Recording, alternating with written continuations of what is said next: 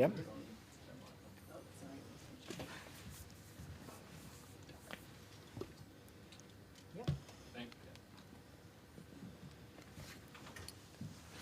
Thanks for coming today. My name's James Ashley from the Bureau of Meteorology, and with me is Paul Carr from the Department of Fire and Emergency Services. We'll each talk and then we'll open up for questions after Paul has spoken. Just wanted to open by saying that we're expecting an unusually strong and intense winter system to pass across southern parts of WA over the long weekend. Starting from Saturday evening, winds and rainfall will increase significantly around the central west coast, moving southwards and extending eastwards over Sunday and Monday. Windy conditions will continue right across the course of the period from Saturday evening until Monday morning. We're expecting damaging winds of 90 to 100 kilometres an hour across a large part of the Southwest Land Division and other southern parts of the state across the long weekend. And near the west coast, we could see destructive winds, gusts up around 125 kilometres an hour or more to impact those coastal parts along the west coast and southwest corner of the state during the course of that period as well. The system will whip up the ocean with waves reaching up to 8 metres offshore. That's likely to cause some beach erosion, particularly around the time of high tides on Sunday and Monday mornings. The tides will be higher than normal through those periods as well, so there could be flooding of low-lying coastal areas and also estuarine areas, including the Swan River. The heaviest falls will be near the west coast. We're expecting falls of around 30 to 50 millimetres in west coastal parts, but falls will ease off as the system moves east, and we're only expecting light to moderate falls reaching wheatbelt areas, probably in the order of 5 to 10 millimetres by the time we reach eastern agricultural areas. This winter system is unusually strong. It's the type of system we don't see very often in the southwest of WA. It's likely to be the strongest winter system we see this year, and maybe the sort of system we only see every 4 or 5 years or so. So we urge people to keep across the warnings that come out of the Bureau of Meteorology and also through Emergency WA. Thanks, I'll hand over to Paul. Thank you, James. As the Bureau just indicated, we are expecting a significant weather event to impact us this weekend. DFES and our emergency management partners are well prepared for this event coming in. We'd also urge community to prepare themselves for this event so that they are prepared and they can prepare their properties for the wind and rain that is associated with this. It'll also help prepare and mitigate their properties and help prevent any damage that is associated. We also urge long weekend travellers who may be travelling in areas where there's heavy tree foliage along road verges or camping in areas underneath trees to be wary of the weather coming and take action where needed. For those who have not already prepared for winter storms, we encourage them to do so before the system hits. Ensure loose objects such as tarpaulins, bins, patio furniture and even sheds are actually locked down so they do not become airborne. Make those minor repairs to properties. Trim overhead branches that may come down against structures such as fencing, housing and sheds. In doing so, make sure it is safe. There will be significant wind. The opportunity is to get that done earlier before the wind actually kicks in. Preparing now will not only alleviate pressure on the State Emergency Service responders, but also other response groups that will be working, such as Western Power. Bearing in mind that volunteers and people like Western Power are responding in the middle of the night when the weather is at its worst. If you prepare, you may actually be able to assist them so that they can focus on the priority damage areas. For those life-threatening emergencies, call 000. If you need assistance for damage to your home, call the State Emergency Service number on 132 500. Those jobs will be prioritised and the most severe jobs will be attended to first, but we'll also be very focused on responder safety, especially when the winds are at their peak. Make sure that you have your emergency kits ready. Charge up all your devices before the weather comes in. Get a battery operated radio, because if the power does go out, you will actually need that to listen to the alerts and warnings that are actually out there. Please monitor the alerts and warnings that are out through 13 DFES, through the Emergency WA app or the website, and localised radio broadcasts. What we are doing. From an agency perspective, DFES has been working over the last couple of days to coordinate services across government agencies, local governments, key service providers and utility groups to prepare for this event coming in. Our teams have also worked with local government agencies to prepare community infrastructure and assets. This is where we ask community to help themselves, help their family and help their neighbours, especially if they have not yet prepared or they need assistance. Whilst we're doing our bit as best we can, we also need the community to actually look after one another. Thank you. Will there be more volunteers, say SES, working over the weekend to assist with this storm? All the volunteers from Geraldton through to the south have all been aware. In fact, many of them have still been active over the last couple of days in helping communities prepare. So all state emergency volunteers, volunteer fire and emergencies volunteers and career staff that the department look after are all on board, ready to go. Is that the area that we're thinking anywhere kind of Geraldton and further south below could be impacted in this event? That's correct, yeah. How far down? Are we talking like Albany, Esperance? So we're looking at the event literally in a line from Geraldton right the way through to Albany. As the system moves towards the east, it will actually have an effect as it goes over towards the South Australian border. Do you have any specific locations that are high priority or particular concern? It's probably a Bureau question as to where those wind speeds come in. However, in that, we actually look at a very broad brush approach to this. We have volunteers and agencies set up through regional Western Australia, ready to actually work on any assistance that's needed. But the key is the preparatory work that's done prior to that. And this is where we're putting the call out to community to take an opportunity before the weather system hits tomorrow to actually do some final sort of preparation. As you can imagine, the smaller things can actually become airborne and therefore can cause damage to property and also neighbours' property from there. So take a look around, see what can be tied down, put away. And if you have a building construction underway, get in contact with your builder to make sure that you've got their contact details and that if they've got any tarpaulins or anything out, that they're actually tied down prior to the system coming in. It's forecasted to be over 100 Ks. From the past, what kind of damage can that cause from what you've experienced?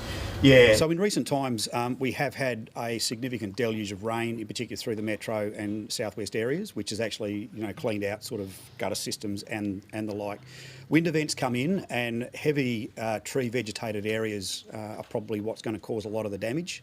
We haven't had a really good wind event this season, so normally the first wind event we get actually drops a lot of branches and actually trees down. So hence we've asked people who are travelling on roads or going camping to sort of avoid those areas where those wind events will actually impact the trees. Structural damage is another one there, especially in the older housing stock where perhaps maintenance hasn't been kept up. You'll get very significant wind can cause roof damage. If sheds are not tied down or don't have maintenance to them, they can also blow over, as well as fencing. With it being a long weekend, people travelling, does that make weather events like these a little bit harder for you guys in terms of call-outs or damage to properties and things? Not so much harder. What we see is a delay in a lot of the reporting of those incidents until the people actually go home. As you can imagine, this event, the most significant weather's coming through at night. So the surge in phone calls will generally be when first light hits. If people are away, we don't get that surge in phone calls until they actually get home. So we're looking at this event going from Saturday and not being alleviated till the Monday. We're likely to see a surge in the Monday afternoon as people actually return home. Probably had more a question for James. Good. Thank you. Thank you. Thanks, Paul. You said gusts could be up to 100 k's an hour. Is that equivalent? I know this is not a cyclone event, but is that type of level of wind equivalent to something that we might see in a cyclone? Yeah, but we see gusts around 100 kilometres an hour in a lot of winter systems. The unique one, the more unusual feature of this system is that it's not only those 100 kilometre an hour winds, we are expecting 125 kilometre an hour plus winds, particularly near the west coast on Saturday evening and also again on Sunday evening, Sunday night. And also the widespread nature of those damaging winds, those really strong winds, will stretch across a large chunk of the southern half of the state. So it's a prolonged event starting from Saturday evening right and through until Monday, and with the peak winds particularly on that Sunday night around the southwest corner of the state. I don't know if you've got this particular data immediately to hand, but this particular WA Day long weekend, this start of winter June long weekend, seems to be a little cursed for WA. We've had a lot of washouts. Is it something about it? We just like to welcome winter here. Like we've seen the last 3 or 4 years, significant rain events. It's a bit odd. It has been. I think 3 of the last 4 years have been pretty ordinary weather across this long weekend. But I will say May winter storms, even though it's not quite winter, but those storms we get during May are often the most damaging ones we see. As Paul mentioned, they're normally the first really strong winds you get ahead of the winter proper. And because of that, they can do significant damage to trees and things like that. So this time of year when we do get these systems, they can often cause more damage than a similar system later in the season. Strong winds you mentioned on the west coast, is that kind of from Perth south and south from Perth all the way through, or what kind of part of the coastline are we seeing?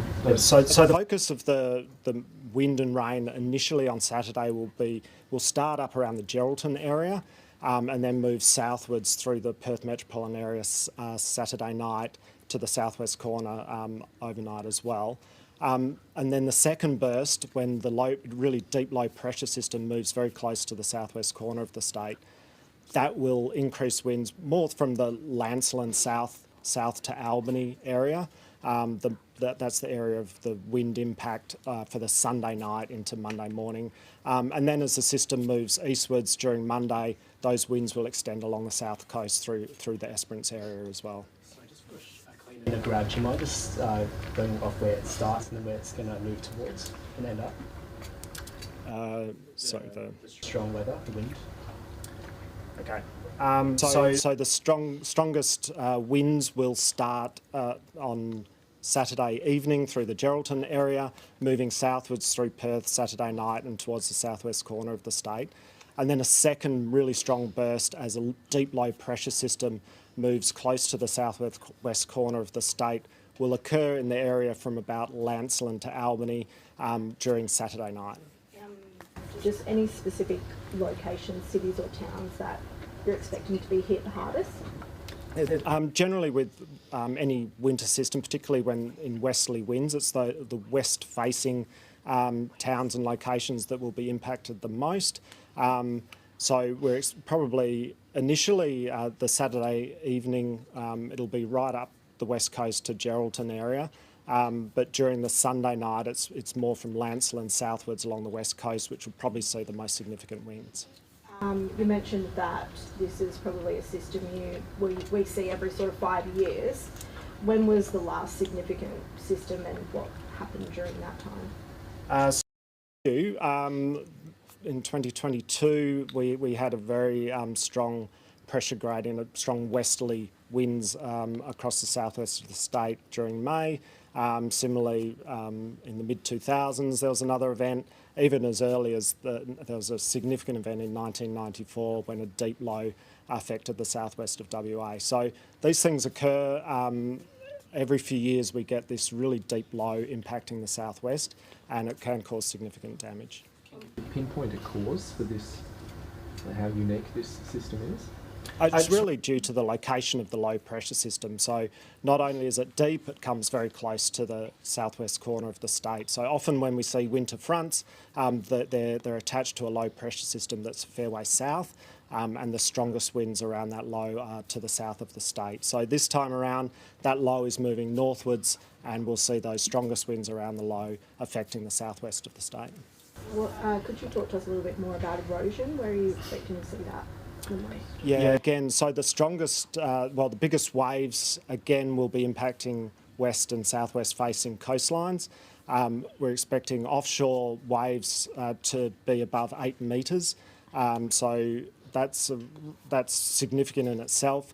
Plus we have higher than normal tides on a pretty high tide anyway. So high seas, high tides can cause beach erosion, and probably the areas that at most impact would be those west to southwest facing coastlines, thinking sort of Lancelin down to Bunbury and also along the southwest corner and south coasts. Any tornadoes expected in Bunbury? Not expected, possible. The tornadoes are possible with most winter systems that we see. This is no exception. So while very hard to predict and very small scale, there's a possibility we could see these really small scale damaging impacts from systems like that. If not tornadoes, it could be just from microbursts from thunderstorms. But generally with this system, everywhere in the southwest we'll see strong winds just due to the strong nature of the low pressure system that moves to the south. Is there a concern for areas around the Swan River? You said high tide and then obviously a lot of rain, like potential infrastructure off the Swan River could be in danger, flooding? Yes. Around the Swan River, as with other estuarine areas, with the tides rising above the normal high tide, we'll probably see inundation across like Riverside Drive, the bike paths up the freeway, may even impact the freeway itself. Low-lying parks and footpaths around the river will probably go underwater.